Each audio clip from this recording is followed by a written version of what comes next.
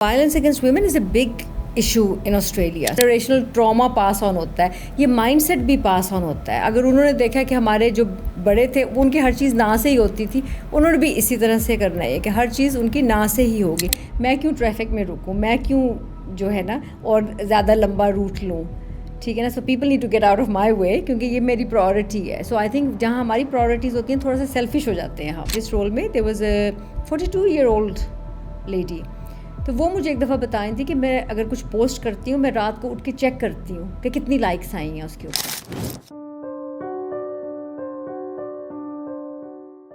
अस्सलाम वालेकुम जी, welcome to the new episode of health care news. और आज हमारे साथ हैं doctor Saima Madni. She is a clinical psychologist और ये सिडनी से विज़िट कर रही हैं Lahore. So welcome to our show, thank you so much. और तो आप ये बताएं कि आप कितने अरसे के बाद पाकिस्तान में हैं?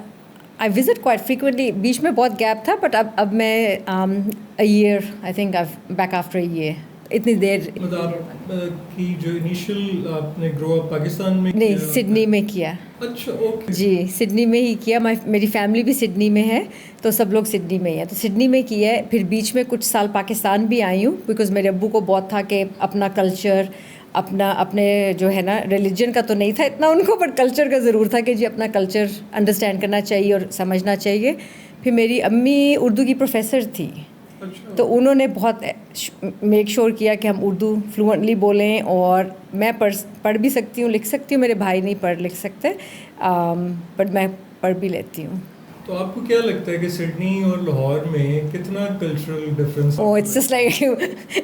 पोलर ऑपोजिट्स हैं, बहुत पोलर ऑपोजिट्स हैं। I am not talking about the Pakistani community but in general, life in general. And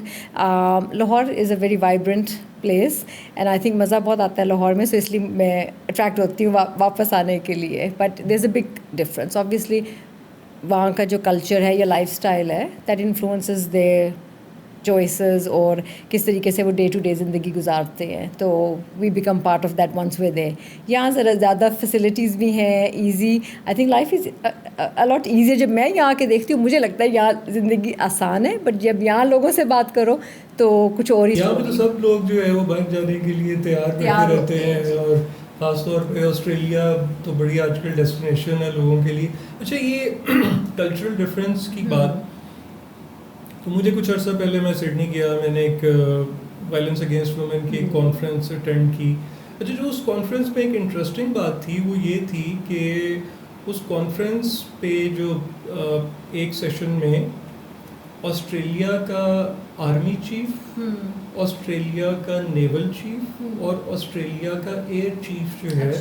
वो बैठ के वायलेंस अगेंस्ट वुमेन पे बात कर रहे थे। ये मुझे बहरहाल एक बहुत डिफरेंट बात लगी, क्योंकि लेकिन उनका फिर पर्सपेक्टिव ये था कि उनकी फोर्सेस में मतलब there lots of women and उसमें जो फिर वायलेंस के इश्यूज हैं। लेकिन माय पॉइंट इज़ कि वो जब मैंने जो डिस्कशन सारी देखी और जो जनरली फिर सेशन के अलावा भी जो लोगों से बात हुई, तो एक चीज़ जो मुझे बिल्कुल कॉमन लगी वो ये थी कि जो पेट्रियार्कल माइंडसेट है वो मुझे बल्कि बहुत सारी चीज़ों में तो ऐसे लगे कि जैसे शायद जो हम लाहौर में वायलेंस अगेंस्ट वुमेन और जो पेट्रियार्की और इन सारी चीज़ों में बात करते हैं, तो वो Australians are also very patriarchal. जी। तो मतलब इसको किस तरह आप एक्सप्लेन करती हैं? Violence against women is a big issue in Australia, so much so कि गवर्नमेंट ने उसके लिए अब for women, working women special leave बनाई है कि अगर डोमेस्टिक वायलेंस या अब किसी फॉर्म ऑफ अब्यूज़ में से गुजर रहे हैं तो उनको सपोर्ट करने के लिए लीव सेपरेट है, उनको सपोर्ट करने के लिए फाइनेंशियल फंड सेपरेट हैं। तो बिकॉज दे एक्नॉलेज के बहुत बड़ा इशू है। जहाँ तक पेट्रियार्की का है तो आई थिंक ये जो है ना, ये west is not too far behind us, और ये टाइम लगेगा कि जब पूरी दुनिया से ये जो है ना टोन डाउन होगा। It is toning down, but I think अभी भी बहुत ज़्यादा है। अच्छा, एक चीज़ मुझे जनरली यहाँ पे जो इशू फील होता है वो ये है कि हम एज अ नेशन पाकिस्तानी हम हर चीज़ ना से शुरू करते हैं। तो अब इसको मैंने बहुत कोशिश की इसको समझने की कि क्या इसकी बैकग्राउंड है, ये क्या ऐसा माइंडसेट है जो, तो अगर आप इसको साइंटिफिकली आपको क्या लगता है कि ये क्या वजह है कि हम हर चीज़ को ना से शुरू करते हैं? आपके जो रोल मॉडल्स थे ना, हम उनसे बहुत लर्न करते हैं। एंड ये जो होता है ना, बाज़ दफ़ा जनरेशनल, वो जैसे कहते हैं जनरेशनल ट्रॉमा पास ऑन होता है, ये माइंडसेट भी पास ऑन होता है। अगर उन्होंने देखा कि हमारे जो बड़े थे वो उनकी हर चीज़ ना से ही होती थी, उन्होंने भी इसी तरह से करना है कि हर चीज़ उनकी ना से ही होगी। सेकेंडली, आई थिंक हमारे जो कल्चर में एक चीज़ जो अनफॉर्चुनेटली विच इज़ अगेंस्ट इस्लाम के जो टीचिंग्स हैं ना, कि वो जो अबंडेंस माइंडसेट है, वो मैं जब व्हेनेवर आई विज़िट पाकिस्तान, मुझे वो मैं नोट करती हूँ चीज़, कि वो स्कार्सिटी माइंडसेट बहुत ज़्यादा है, कि फोकस है जो नहीं है चीज़ हमारे पास, या फोकस है जो नहीं हो रहा हमसे, उस पर फोकस है। बट जो हमसे हो रहा है और जो हमारे पास है उसको हम इग्नोर करना शुरू कर देते हैं। एंड आई थिंक जो प्रॉब्लम पे जो फोकस करते हैं ना, वो ना जो होती है ना, वो पहले से उन्होंने अपने दिमाग में वो प्रॉब्लम्स की लाइन बना दी है कि अच्छा, आपने अगर मुझे कहा है कि आज हमने ये करना है, तो नहीं, these are the issues I anticipate, तो कोशिश ही ना करें क्योंकि ये तो ख़राब होना है काम। सो आई थिंक ये जो माइंडसेट है ना, ये हम लर्न भी करते हैं। आई थिंक इसमें जो पेरेंट्स का जो रोल है ना, एज रोल मॉडल्स, वो बहुत इंपॉर्टेंट है, क्योंकि बच्चे हमें देख रहे होते हैं 24/7, हमें पता ही नहीं होता कि वो हमें इतना ऑब्ज़र्व कर रहे हैं, और वो देख रहे हैं कि हम स्ट्रेस कैसे मैनेज कर रहे हैं, हम झूठ कैसे बोल रहे हैं, हम अवॉइड कैसे कर रहे हैं चीज़ों को, ठीक है ना, या फैमिली डायनामिक्स क्या हैं। तो वो आई थिंक इसमें जो है ना, ये पास ऑन ही होती है चीज़ फ्रॉम जनरेशन टू जनरेशन। हर बंदा बड़ी जल्दी में भाग रहा है ना, सड़क पे आप देखें तो ट्रैफिक में ऐसे एवरीवन इज़ ट्राइंग के जल्दी जल्दी से गुजर जाए। तो वैसे मतलब एवरीवन इज इन, मतलब seems to be in a very fast pace, लेकिन अदरवाइज अगर आप देखें तो मतलब हम बहुत मतलब लेजी हैं, लेट। अच्छा, और लॉरियों के लिए तो ख़ास तौर पे ये है कि बहुत लेट बैक एटीट्यूड है। तो ये भी अगर मतलब आप मतलब ये इस पे भी क्या इसकी साइकोलॉजिकल क्या पर्सपेक्टिव है कि मतलब लोग बिजी डू नथिंग, या वो बहुत ऐसे हर वक्त जल्दी जल्दी बट वैसे फारेग है? आई थिंक पेशेंस जो है ना, कि आपकी प्रायोरिटी क्या है, आपके लिए क्या इंपॉर्टेंट है। मैं क्यों ट्रैफिक में रुकूं, मैं क्यों जो है ना और ज़्यादा लंबा रूट लूँ, ठीक है ना। So people need to get out of my way, क्योंकि ये मेरी प्रायोरिटी है। सो आई थिंक जहाँ हमारी प्रायोरिटीज़ होती हैं, थोड़ा सा सेल्फिश हो जाते हैं हम, और जहाँ हमारी प्रायोरिटी नहीं, अगर अपना काम है तो वो हम चाहेंगे फटाफट हो जाए, जल्दी से हो जाए, लेकिन किसी और का काम है तो ठीक है, हम अपने मर्ज़ी से करेंगे, अपनी टाइम से ही करेंगे। तो that is I think mindset ये होता है कि द प्रायोरिटी, आप दूसरे के काम को वो प्रायोरिटी नहीं देते या वो इम्पोर्टेंस नहीं देते जो आप अपने काम को देते हो। तो थोड़ा सा वो सेल्फिशनेस का जो है ना, वो एलिमेंट आ जाता है इसमें। एंड जबकि हम कलेक्टिव सोसाइटी हैं, लेकिन थोड़ा सा इसमें वो इंडिविजुअलिस्टिक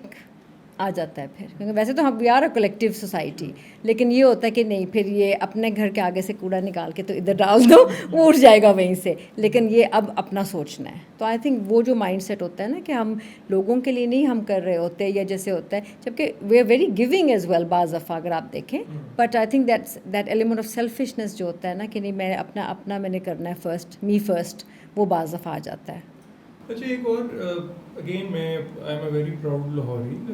लेकिन स्टिल मुझे जो कुछ लगता है कि लाहौरियों की कुछ चीज़ें जो हैं वो शायद बेहतर करने की ज़रूरत है। उसमें एक चीज़ और ये है कि जैसे मतलब बहुत शो ऑफ का भी बहुत ज़्यादा, आपको ये फील हुआ है कि लाहौरी बहुत शो ऑफ करते हैं, या कुछ थोड़ा सा एज कम्पेयर टू कराची से आप कराची वाले आपको बहुत मतलब डाउन टू अर्थ, और मतलब दे आर मोर प्रोफेशनल। मतलब मुझे ऐसा लगता है कि कराची में लोग ज़्यादा प्रोफेशनल हैं, ज़्यादा डाउन टू अर्थ हैं। लाहौर में ज़रा थोड़ा सा हम शायद थोड़ा ज़्यादा शो ऑफ का है। तो इसकी भी आई एम श्योर कि इसको अगर हम साइकोलॉजिकल पर्सपेक्टिव से एक्सप्लेन करें तो वो कैसे करेंगे? So the Karachi versus Lahore, मेरा कराची से एक्सपोजर बहुत कम है, बट मैंने ये डेफिनेटली बात सुनी है कि कराची और लाहौर का ये एक स्टार्क जो है ना, एक डिफरेंस है कि उनकी जो है ना प्रायोरिटीज़ आर क्वाइट डिफरेंट। वो वेरी करियर फोकस्ड हैं, एजुकेशन फोकस्ड हैं, प्रोग्रेसिव हैं, और उनका जो सक्सेस के जो है ना, आई थिंक जो वो उन्होंने रखे हुए अपने लिए पैरामीटर्स या जो माइलस्टोन्स है, वो ज़रा पंजाब से या लाहौर से ज़रा डिफरेंट है। ये मैंने सुनी हुई है बात, बट मैंने फ़र्स्ट हैंड एक्सपीरियंस नहीं किया हुआ इसमें क्या है। जो शो का आई थिंक जो है वो अब मैंने नोट किया कि बहुत ज़्यादा होने लग गए जब से हमारी जो एक्सेस टू जो है ना द ग्लोबल इमेज या जो ब्रांड्स एंड ये जो जब से ये ज़्यादा हुआ है आई हैव नोटिस कि every time I come it's more थोड़ा ज़्यादा मुझे लगता है हर दफ़ा मैं आती हूँ कि सर से पैर तक everyone has to be branded and you have to say कि आपने क्या किया और क्या नहीं किया so people like that and I think with time वो बढ़ता ही जा रहा है वो and I think part of that is एक तो येस पीपल हैव मनी ठीक है आपके पास मनी है तो you want the mind set to flaunt it is there the second is the acceptance in society unfortunately वो है हमारा अगर आप क्लास डिफरेंस देखें बहुत क्लियर है यहाँ पे and people there are very few people जो कि डिफरेंट क्लासेस के साथ सेम तरीके से बिहेव करेंगे ये मैं शॉप्स में भी जाके ऑब्जर्व करती हूँ ठीक है आप किसी भी सोशल पब्लिक प्लेस पे आप चले जाएं you notice people behaving very differently to people who are representing different classes and I think that to अपनी इज़्ज़त के लिए बिकॉज दे नो कि अगर हमारे पास ये होगा तो हमारी सोसाइटी में ज़रा ज़्यादा रिस्पेक्ट होगी एंड आई थिंक वो जो है ना that wanting to be respected and liked and fit in to that top tier of people I think वो that's the driving force behind that अच्छा ये फिर जो सोशल मीडिया का जो इम्पैक्ट है ये मतलब अगर इसको ख़ास तौर पे यंग जनरेशन पे देखें तो उसमें मुझे तो ऐसे लगता है जैसे कि वो मल्टीपल पर्सनैलिटी डिसऑर्डर शायद बहुत यंग बच्चों में क्योंकि वो उनका वो द वे दे आर घर पे लेकिन वो जो सोशल मीडिया पे अपने आप को पोर्ट्रे करने की कोशिश कर रहे होते हैं या वो जो अपने फ्रेंड्स को देख के उससे जो इम्पैक्ट आ रहा होता है तो ये मतलब ये जो सोशल मीडिया का ये वाला इफ़ेक्ट है इसको कैसे मतलब साइकोलॉजिकली ये तो it's there it's very much there अब इसको कैसे इसको कैटर किया जाए अब और सोशल मीडिया का भी ये है कि सोशल मीडिया के जहाँ बहुत सारे बेनिफिट्स हैं definitely for example in my private practice I see a lot of younger people coming because यही जैसे आप कह रहे हैं that peer pressure that wanting to be seen और जो likes I was working with मेरी टीम में मेरी प्रीवियस रोल में there was a 42-year-old lady तो वो मुझे एक दफ़ा बताई थी कि मैं अगर कुछ पोस्ट करती हूँ मैं रात को उठ के चेक करती हूँ कि कितनी लाइक्स आई हैं उसके ऊपर तो if that's a mature woman acting like that you can imagine कि जो बच्चे हैं कि उनके ऊपर कितना ज़्यादा that validation need for validation जितनी मेरी ज़्यादा लाइक्स होंगी मैं उतना पॉपुलर हूँ उतना एक्सेप्टेड हूँ in this community in this society secondly social media का ये है कि इंट्रोवर्ट्स एक्सट्रोवर्ट्स इसका भी बहुत अच्छा हो गया कि जो इंट्रोवर्ट्स को एक प्लेटफॉर्म मिला है जो वो जाके उनके अंदर जो हिडन जो है टैलेंट है ये हिडन उनका जो एक है they very good at communicating they can be very creative social media ने उनको एक प्लेटफॉर्म दिया है सो दे घर में शायद या पब्लिक में वो बहुत डिफरेंट बिहेव करते हैं बट सोशल मीडिया पे they behind this screen they feel very protected तो वो एक बिल्कुल डिफरेंट साइड आप उनकी देखोगे ठीक है दैट्स वन रीज़न कि वो भी डिफरेंट नज़र आते हैं and the third is fake it till you make it ये भी है ना कि हम सब जो हैं सोशल मीडिया पे अपना बेस्ट एंगल प्रेजेंट करेंगे ठीक है कि आपके जो है फॉर एग्जांपल अगर आप कोई भी कंटेंट बनाते हैं कुछ भी करते हैं तो वी आल्सो वांट कि जी इसमें अच्छी बात हमारी सामने आ रही हो ठीक है हमारा वो मोटिव ज़रा डिफरेंट होगा हम कहेंगे कि नहीं ये एक अच्छा टॉपिक था ये एक अच्छी बात थी बाकी जो हम एडिट करके साइड पे कर देंगे तो वो द बेस्ट फुट फॉरवर्ड वाली जो थियरी है ना तो वो सोशल मीडिया पे तो वो बच्चे भी वही कर रहे हैं और बड़े भी सब वही कर रहे हैं